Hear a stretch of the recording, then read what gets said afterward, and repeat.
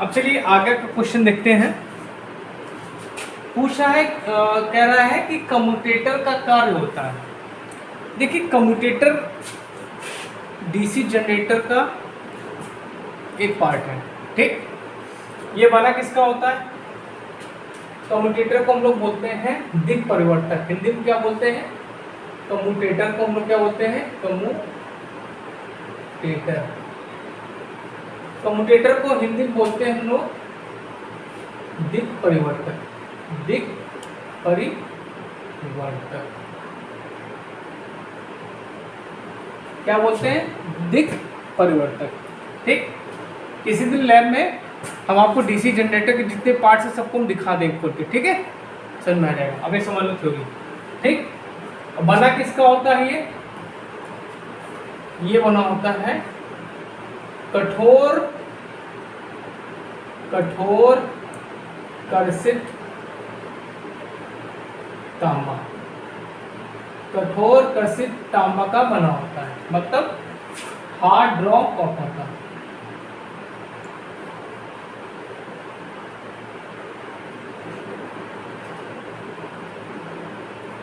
Hard rock copper का ये बना होता है, ठीक। इसको हम लोग क्या कहते हैं? मैकेनिकल रेक्टिफायर कहते हैं। क्या कहते हैं? Mechanical rectifier. मैकेनिकल रेक्टिफायर कहते हैं, ठीक। क्या कहते हैं? Mechanical rectifier. अब देखो इसका कार्य अगर हम देखें, ठीक, कार्य मतलब क्या कार्य है इसका? हम डीसी जनरेटर की बात कर रहे हैं, ठीक। किसकी बात कर रहे हैं? डीसी जनरेटर की बात कर रहे हैं। तो डीसी जनरेटर में क्या करेगा?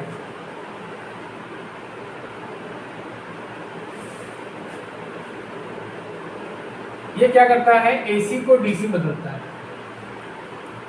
एसी को डीसी में बदलता है।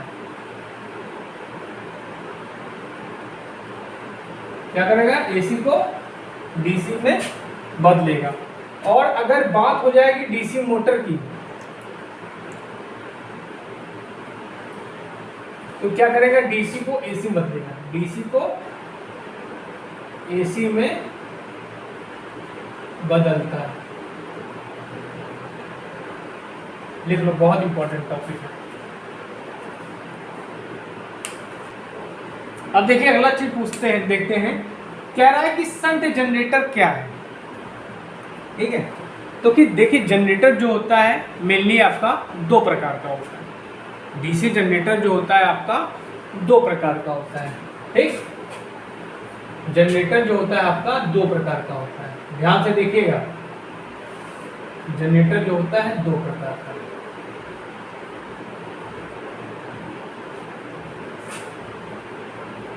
एक होता है आपका सेपरेटली एक्साइटेड,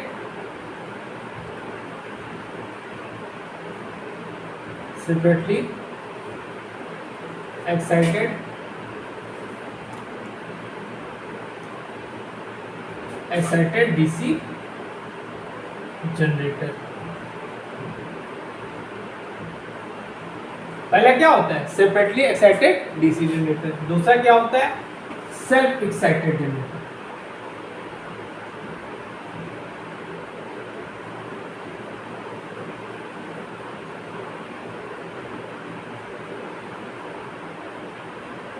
ठीक। अब सेल्फ एक्साइटेड के भी तीन पार्ट में आते हैं, सब लिखते चलो।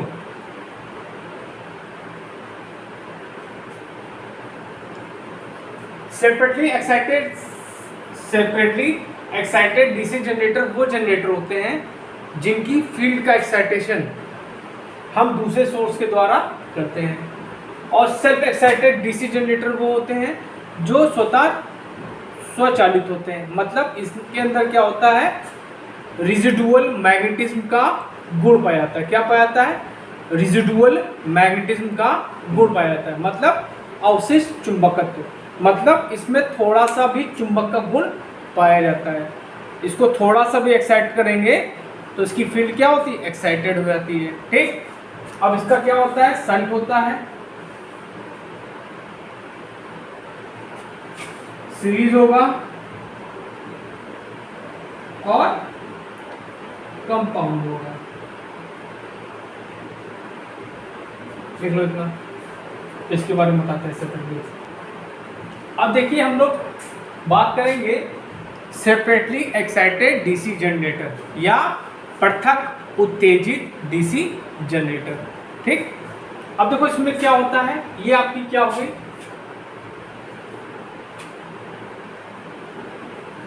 ये इसकी फील्ड हो गई।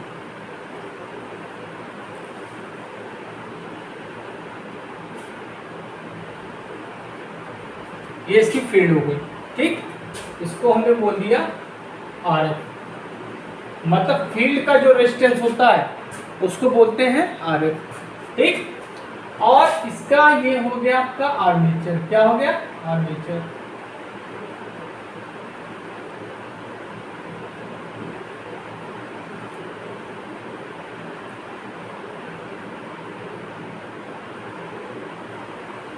ठीक, ओके।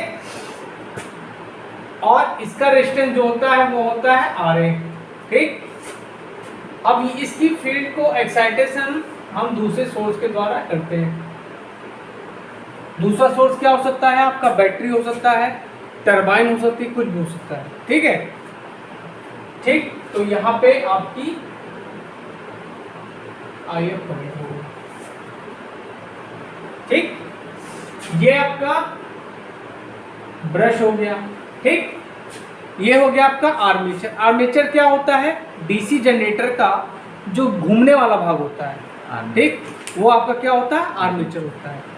ये आर्मेचर जब घूमता है तो जो मेन मैग्नेटिक फील्ड होती है उसको काटता है, जिसके कारण क्या होता है, इसमें ईएमएफ इंड्यूस होता है। ठीक, अच्छा, इसमें ईएमएफ आपका हो जाएगा ईजी। ठीक, ये आपकी क्या हो जाएगी, आर्मेचर करंट हो जाएगी। ठीक, ये आपका लोड हो जाएगा। ये फिगर बना लो, ये सेपरेटली एक्साइटेड डीसी जनरेटर का फिगर है। ठीक, जो पॉइंट लिख लो, इसमें फील्ड को दूसरे स्रोत से एक्साइटेड किया जाता है।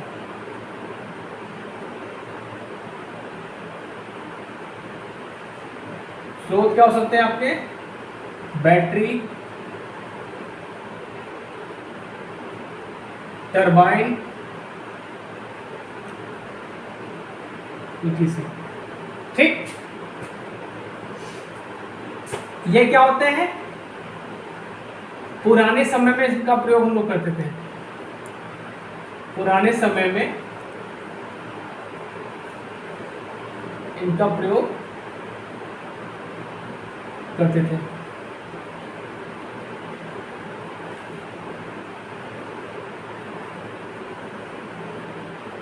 क्यों, अब इनका प्रयोग नहीं करते हैं क्योंकि ये क्या है, खर्चीला है। क्या है, खर्चीला है। ठीक, अब इसमें जो VF होगा, वोल्टेज, ओम का नियम याद है, ओम का नियम याद है ना, V is equal to I R. हाँ, V equal to I R. ठीक, ये आपका वोल्टेज हो जाएगा। ठीक, और ये आपका वोल्टेज हो जाएगा। ठीक, तो यहाँ पे जो वोल्टेज होगा वो होगा IF इंटू RF। ठीक,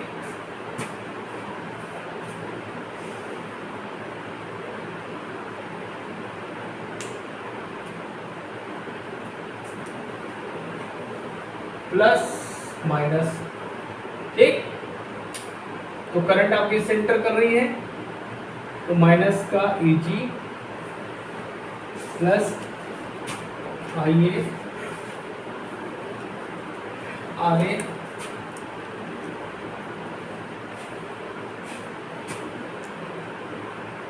plus V equal to 0। So armature current की वैल्यू क्या हो जाएगी यहाँ पे,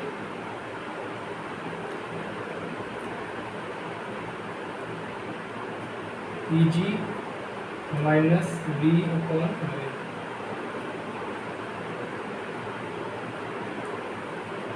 नो प्रॉब्लम। अब देखिए शंट जनरेटर के बारे में डिस्कस करते हैं।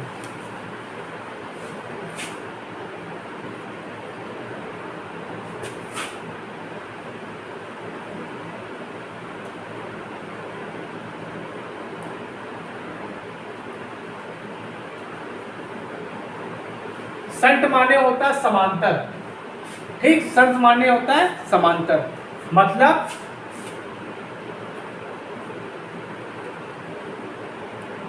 जो आपकी फील्ड वाइंडिंग होगी वो क्या होगी, आर्मेचर के समांतर होगी, ठीक।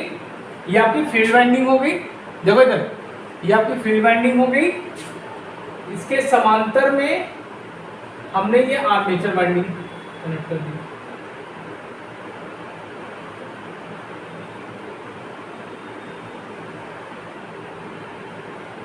तो ना, और ये आपका लोड हो गया,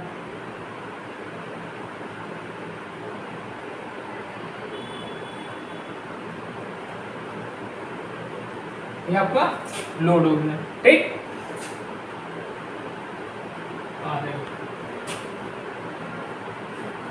ये जो टर्न्स होते हैं इसके रेजिस्टेंस को बोल दिया हमने RF, इसके रेजिस्टेंस को बोल दिया,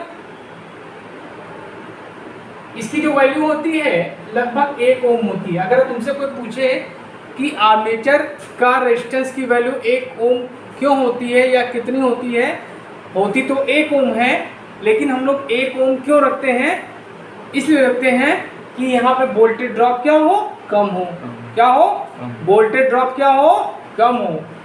और यहाँ पे इसकी जो रेजिस्टेंस की वैल्यू होती है लगभग 100 ओम होती है, क्या होती है, 100 ओम, ठीक। अब ये जो टर्न्स है, ये टर्न्स देख रहे हैं आप, टर्न्स देख रहे हो नहीं देख रहे हो, देख रहे हो ना, ठीक। ये टर्न्स क्या होते हैं, ज्यादा होते हैं, क्या होते हैं, ज्यादा होते हैं टर्न्स में, और पतले तार होता है, किसके, पतले तार। इसमें जो टर्न्स होंगे वो क्या होंगे, ज्यादा होंगे, और क्या होंगे, पतले तार, ठीक। अच्छा एक चीज बताओ, तुमको हमने पढ़ाया था कि R is inversely proportional to, ये पढ़ाया था फर्स्ट ईयर में।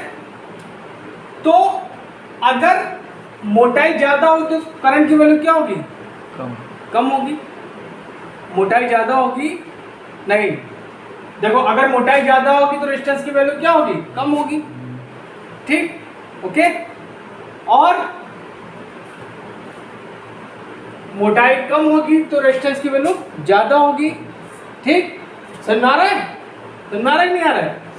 तो यहाँ पे जो आपकी IF की करंट होगी, यहाँ पे क्या है, पतले तार है, क्षेत्रफल क्या है उनका, कम है, तो यहाँ पे जो फील्ड करंट की वैल्यू क्या होगी, कम होगी, क्या होगी,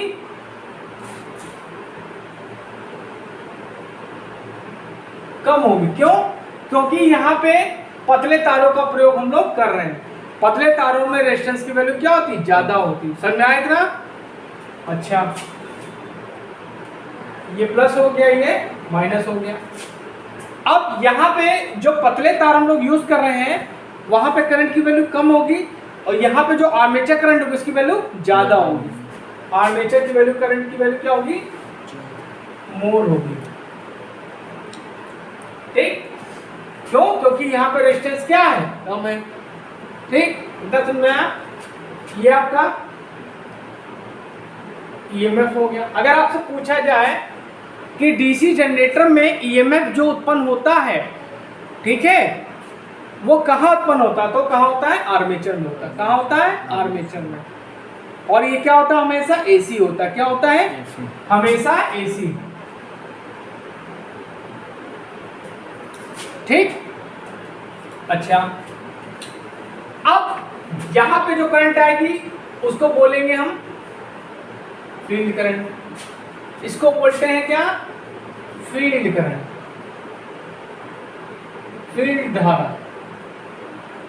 एक यहां पे जो होगी इसको बोलते हैं आर्मेचर धारा।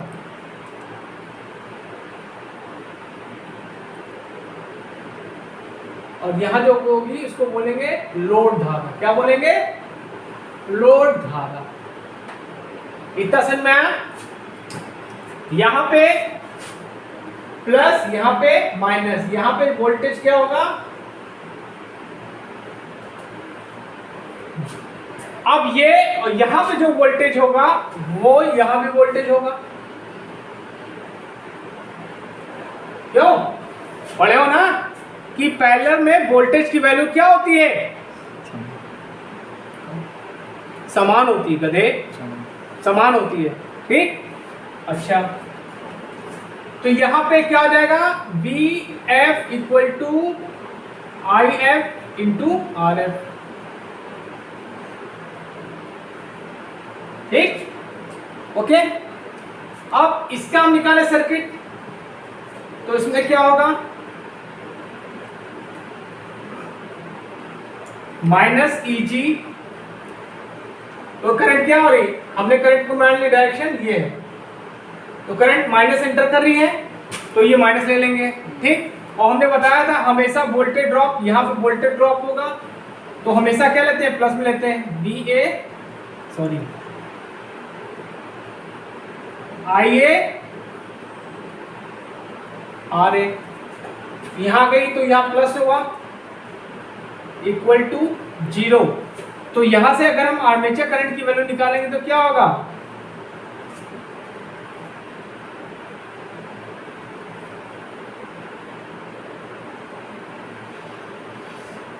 Eg minus V upon RA। ठीक। अच्छा, अब देखो इस जनरेटर का हम लोग प्रयोग कहां करते हैं? ठीक। ये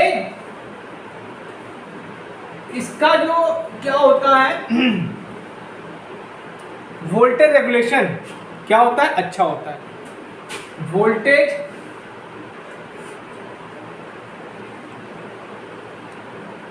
रेगुलेशन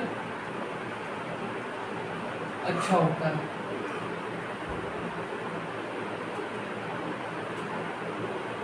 ट्रांसफार्मर में हमने वोल्टेज रेगुलेशन पढ़ाया था?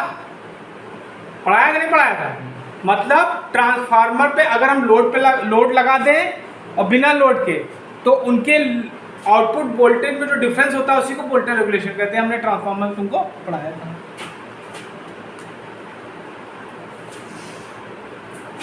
वोल्टेज रेगुलेशन अच्छा होता है। ठीक। और इसकी फील्ड वाइंडिंग पे टर्न्स क्या होते हैं? ज्यादा होते हैं, पतले तारों का प्रयोग करते हैं। और इसकी फील्ड रेजिस्टेंस का मान 100 ओम होता है लगभग, और इसका आर्मेचर का 1 ओम या 0.5 ओम। ठीक। क्या होता है? इसका प्रयोग हम लोग कहाँ करते हैं? बैटरी चार्जिंग में। कहाँ करते हैं? बैटरी चार्जिंग में, इलेक्ट्रोप्लेटिंग में।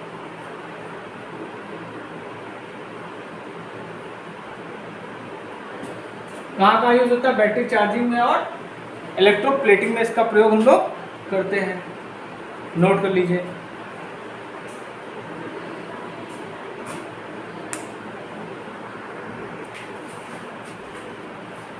अब देखो कैसे बिठा रहे हैं।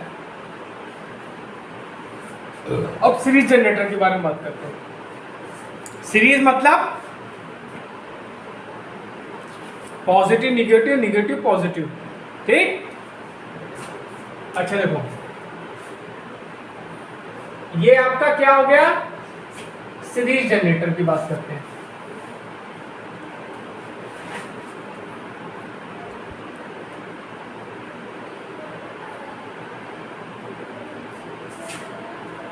सीरीज जनरेटर को बोलते हैं हिंदी में श्रृंखला जनरेटर। क्या बोलते हैं?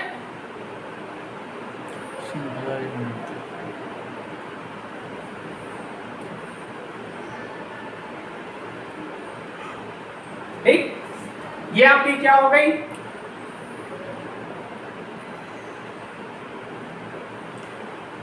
आर्मेचर, ठीक। और इसी के सीरीज में हम लोग क्या लगाते हैं, एक बाइंडिंग लगा देते हैं, फील्ड बाइंडिंग, ठीक है। इसी के सीरीज में एक फील्ड बाइंडिंग हम लगा देते हैं।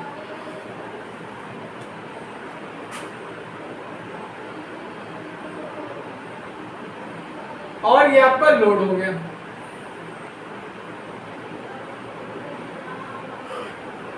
ठीक, ठीक है। इसको बोलते हैं आरएससी, क्या बोलते हैं, सीरीज फील्ड बाइंडिंग। ये आपका ब्रश हो गया, ये आपका ईजी हो गया, ठीक, ये आपका लोड हो गया, ठीक, समझना इतना। अब यहां पे आरए हो गया, यहां पे आर्मेचर करंट जाएगी, ठीक। आर्मेचर करंट मतलब क्या है कि जो आर्मेचर से प्रोड्यूस हो रही है, ठीक, और यही जाके बन जाती है ये आपकी आईएससी, और यही आपकी लोड करंट हो जाएगी, ठीक, ओके। अब अगर हम यहां पे करंट का डायरेक्शन मान लेते हैं ऐसे, तो केवीएल लगाते हैं, ये हो गया आपका प्लस, ये हो गया माइनस, और ये आपका क्या हो गया, वोल्टेज हो गया। लगाओ केवीएल, तो माइनस ईजी प्लस यहां पे वोल्टेज ड्रॉप होगा आईआरए,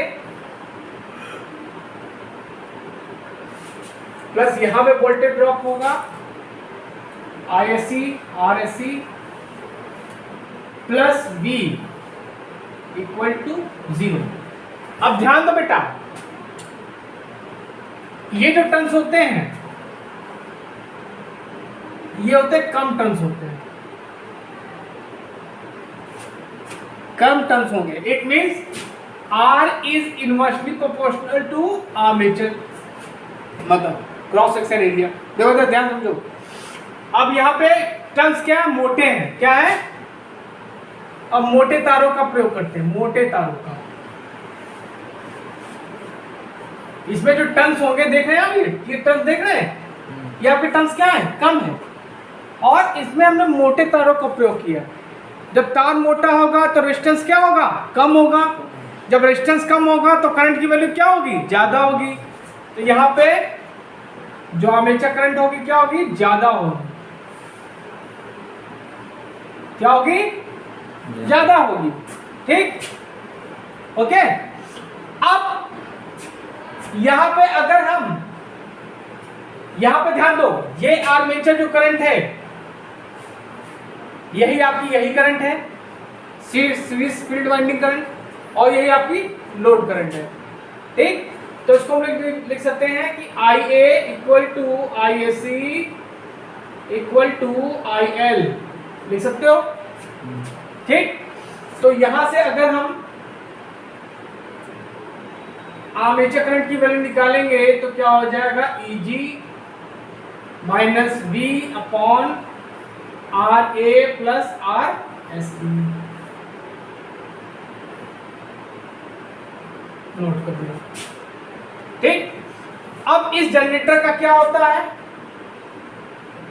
वोल्टेज रेगुलेशन सबसे खराब होता है, वोल्टेज रेगुलेशन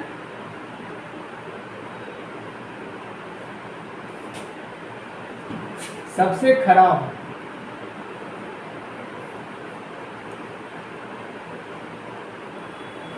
ठीक, ओके। इसका वोल्टेज रेगुलेशन क्या होता है, सबसे खराब होता है। इसका प्रयोग हम लोग क्या करते हैं, डीसी ट्रांसमिशन लाइन में, डीसी ट्रांसमिशन लाइन में बूस्टर की तरह प्रयोग करते हैं। क्या करते हैं, बूस्टर की तरह प्रयोग करते हैं।